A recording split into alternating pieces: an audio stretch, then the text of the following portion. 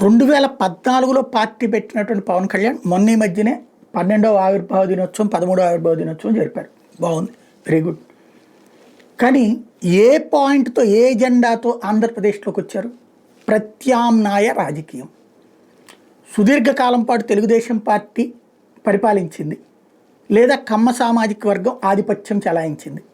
సుదీర్ఘకాలం పాటు కాంగ్రెస్ పరిపాలించింది, లేదా రెడ్డి సామాజిక వర్గం ఆధిపత్యం ప్రదర్శించింది. ఈ రెండిటికి వర్గాలు తప్పించి ఇంకెవరూ అధికారం అందుకునే హక్కు లేదా? ఇదేం ద్రోహం, ఇదేమి దుర్మార్గం అనినే కదా ఆయన మొదట ప్రారంభించినటువంటిది. జగన్మోహన్ రెడ్డి 2014 ముందేమో అధికారంలో లేడు కదా. రాజశేఖర రెడ్డి అధికారంలో ఉంటే ఆనాడు ప్రయత్నించింది అది. రాజశేఖర రెడ్డికి వ్యతిరేకంగా పార్టీ పెట్టారు ఆయన, లేదా ప్రజారాజ్యం కానీ. ఆల్టర్నేటివ్ పాలిటిక్స్ అనినే కదా చిరంజీవి కూడా పెట్టింది. కాపులకి రాజ్యాధికారం అనినే కదా పెట్టింది. సరే, ఆయన పార్టీని తీసుకెళ్ళి కాంగ్రెస్లో కలుపుకున్నారు, బాగానే ఉంది.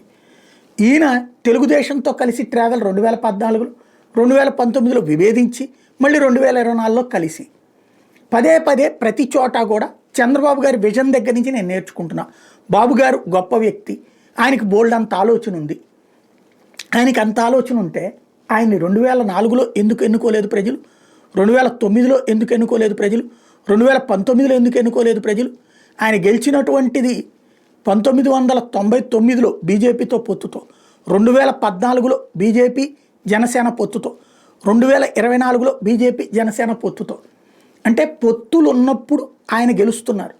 ఆల్టర్నేటివ్గా ఆయన భావించలేదే. వెంటనే సాధారణంగా రాజశేఖర రెడ్డి పొత్తు పెట్టుకోలేదంటారు. ఎస్, మొట్టమొదటి కాంగ్రెస్ పార్టీ ఆధ్వర్యంలో 2004లో పొత్తు పెట్టుకున్నారు. 2009లో ఏ పొత్తు పెట్టుకోవాలా?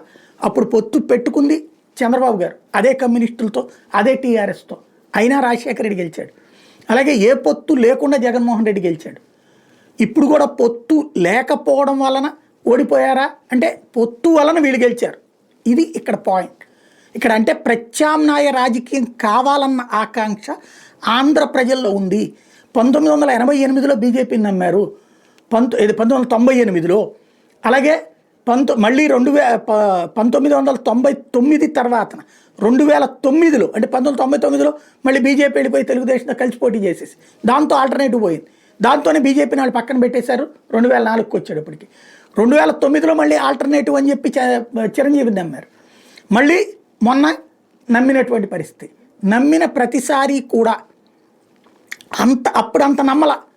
బీజేపీకి అప్పుడు 18% 98లో, తర్వాత 2009లో 18% ఓట్లు చిరంజీవికి. అంటే 18% ప్రజలు ఆల్టర్నేటివ్ కోరుతున్నారు. మరి 18తోనే అవుతుందా? అవ్వదు. నువ్వు ముందు ప్రత్యామ్నాయం అని నమ్మకం వస్తే కదా.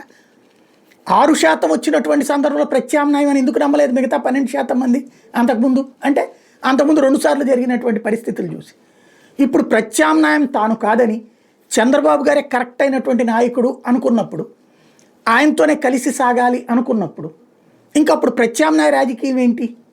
ఇంకొకటి, ఈ రాజకీయం ద్వారా ఈ రాజకీయమే కాపులు కోరుకున్నారా?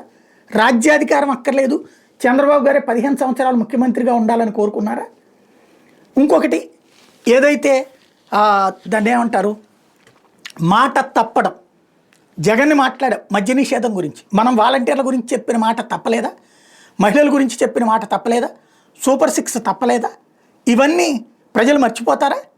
లేదా వీరాభిమానంతో ఉన్నోడు కరెక్టే అంటారు, జగన్ని కూడా వీరాభిమానంతో ఉన్నోళ్ళు కరెక్టే అన్నారు, చంద్రబాబుని కూడా వీరాభిమానంతో ఉన్నోళ్ళు కరెక్టే అన్నారు. కానీ ప్రజలు చర్చించరా?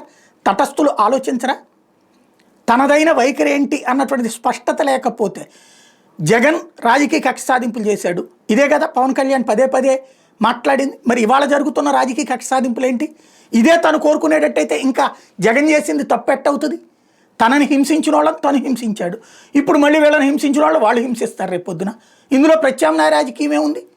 ఓవరాల్గా తను చెప్పిన సిద్ధాంతాలకు విరుద్ధం అవ్వట్లేదా? ఆలోచించుకోవాల్సిన సందర్భం కాదా?